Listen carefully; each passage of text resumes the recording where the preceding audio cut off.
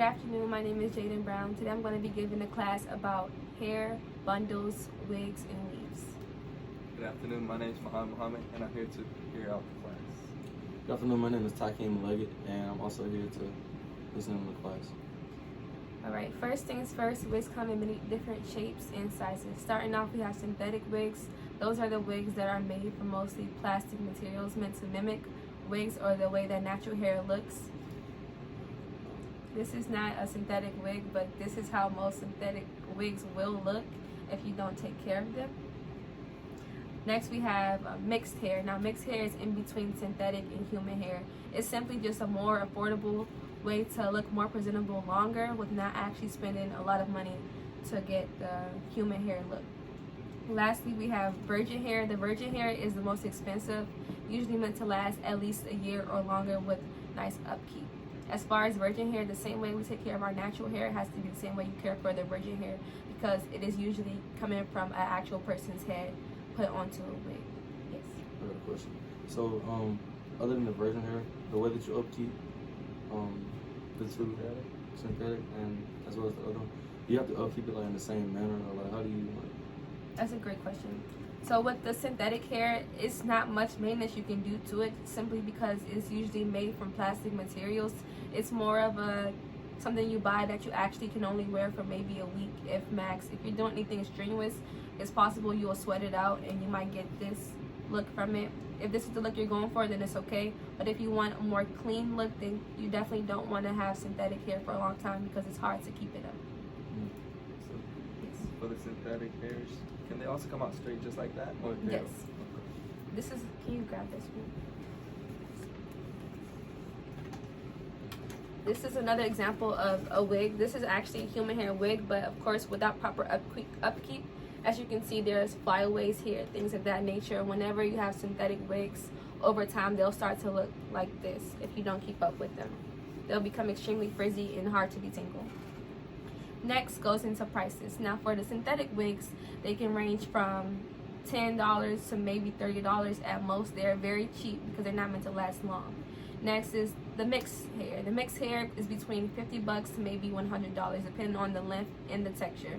Now, depending on who the brand is, they might put a little bit more of actual human hair inside of the wig, or they might put more plastic inside of the human hair of the wig. The quality of the wig determines the price of the wigs for the mix. Last but not least is the virgin hair. The virgin hair is the most expensive, and it can cost up to $500 or more depending on where you get it from. Most of the time when it comes to virgin hair and wigs, the lace frontal is going to be the most expensive. This is an example of the lace frontal. And as you can see, the lace stretches from this ear to this ear. It's most expensive. Yes. So I got a question. So, what the netted looking part, is that the lace front thing? Yes. So is that in every wig? Or? That's a good question. So this is the lace in the front. That's what one of the audience members are referring to, and that is not actually in every wig. So some wigs, such as synthetic wigs, actually don't even have parts. The lace is a little bit more expensive, and that's why the price goes up depending on what kind of wig it actually is. Now, for this one specifically, it's meant to be more realistic, so it has a lot of lace. But if you were to get a cheaper wig, the lace might be a little smaller, which is called a 4x4, 5x5, or 6x6, or it might only have a small piece of lace just big enough to show that it has a part inside of it. Also, for the more expensive wigs, depending on the brand, also depends on how expensive it will be. If it's a more popular brand, then it's going to cost a lot more. If it's a less popular or newer brand, it might cost a little bit less, just because the brand has to build credibility before they're able to charge a decent amount for the hair. Next, we're going to go into purposes. Now, I have two audience members here that are both males and they don't wear wigs, but this applies to more than just women alone for many different reasons. One of them can be having a wife. Sometimes as a mom or a wife, it can be very challenging to carry out daily duties as far as having a very high tempo and everything you have to do. So with the wigs, they're very low maintenance. So if you have a wife and she seems to have a lot on her plate, if you were able to afford to get a wig for her, you can easily be taking out some of the duties every day she has to face as doing her natural hair. Another example simply can be if you have a relative that happens to be suffering from a medical disease that prevents them from growing their hair or just makes them have hair loss. The wigs are easier and it helps them cover up what might be hurting the most about the actual disease that they might have. Yes. So like